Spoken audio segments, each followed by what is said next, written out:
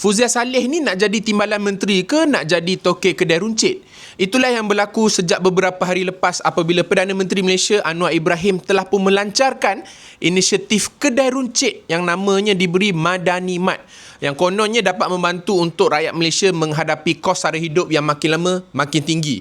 Yang menariknya, yang melancarkan dan menguruskan inisiatif adalah Fuzia Saleh, merupakan Timbalan Menteri Perdagangan Dalam Negeri dan Kos Sara Hidup, merangkap Setiausaha Agung PKR yang telah menjadi orang yang bertanggungjawab untuk merangka dan menguruskan program Madani Mart. Buka kedai runcit banyak-banyak, katanya dapat bantu rakyat Malaysia beli barang dengan harga yang lebih murah. Madani Mart ini adalah inisiatif daripada sebuah yayasan, namanya pun sama, Yayasan Madani, yang ditubuhkan oleh Fuzia Saleh yang juga merupakan ahli lembaga pemegang amanah. Bila kita tengok, mula-mula memang rasa macam bagus. Oh, ada satu kedai runcit yang boleh bantu rakyat Malaysia, macam kedai rakyat satu Malaysia zaman Najib dulu. Tapi bezanya kali ni, Fuzia Saleh sebut Madani Mart ini tak pakai dana daripada kerajaan. Dalam kenyataan, Fuzia Saleh dia sebut bagaimana kerajaan tidak mengeluarkan sebarang modal bagi pembukaan cawangan pertama di Indera Mahkota, Kuantan. Tak mungkin ciplak sebab model terdahulu iaitu Kedai Rakyat Satu Malaysia, kerajaan keluar modal, kerajaan bayar capex, kerajaan bayar kerja ubah suai, inventory, beli stok. Tapi untuk Madani Mart, kerajaan tak keluar modal. Kerajaan satu sen pun tak keluar modal, jadi lainlah modelnya. Bila kita siasat dan siasat, nampak macam banyak benda yang tak kena. Antaranya, bila Madani Mart sebut bahawa inisiatif kedai runcit ini boleh bantu rakyat untuk menghadapi kos sara hidup, maksudnya barangan yang dijual kat Madani Mart itu dijual dengan harga lebih rendah daripada harga pasaran. Persoalannya, kenapa hanya Madani Mart yang menjadi peruncit yang boleh dapatkan akses bekalan pada harga yang lebih rendah daripada harga pasaran?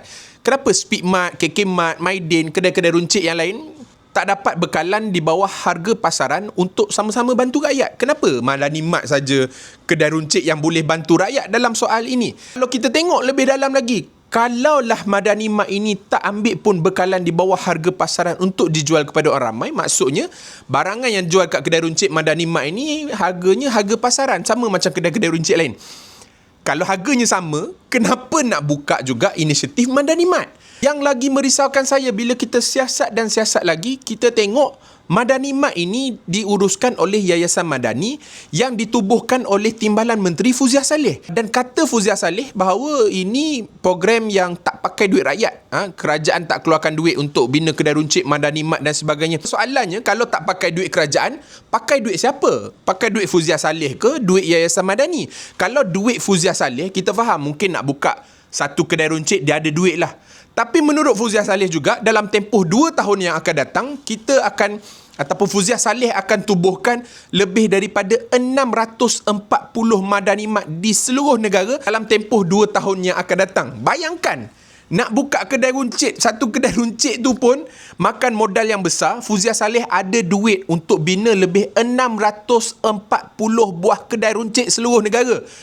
Boleh ajar macam mana nak buka kedai runcit banyak-banyak, sebab saya percaya tak mudah untuk sebuah brand baru, perniagaan baru, kedai runcit yang ada persaingan hebat daripada KK Mart, Speedmart, Maidin, macam-macam lagi kedai-kedai runcit dekat luar sana, tiba-tiba dalam tempoh tak sampai 2 tahun boleh bina 640 buah kedai runcit Madani Mart di seluruh negara. Ini menghairankan saya sebab macam mana Timbalan Menteri pertama ada duit kalau tidak mendapat sokongan dana daripada kerajaan, dan yang kedua, apakah model perniagaan Yayasan Madani sampai boleh keluar duit banyak-banyak buka kedai runcit yang kita tak tahu pun kedai runcit ini akan untung ke tidak, orang akan pergi ke tidak, apa model perniagaan yang terbaik untuk digunakan, sebab baru satu saja Madani Mart yang dibuka dekat Indera Mahkota Pahang. Yang saya juga risau sebagai rakyat Malaysia bila akhirnya sekarang kita tengok Timbalan Menteri yang sepatutnya kena jaga kos sara hidup dekat seluruh negara,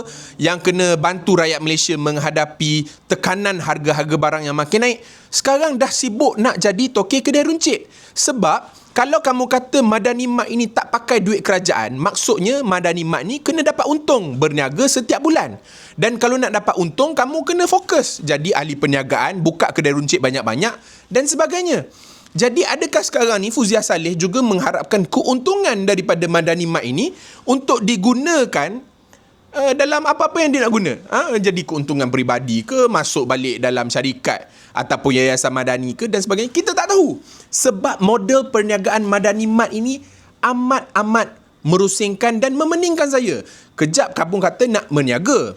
Kejap kamu kata nak bantu rakyat. Kalau nak bantu rakyat, harga kena jual bawah harga pasaran.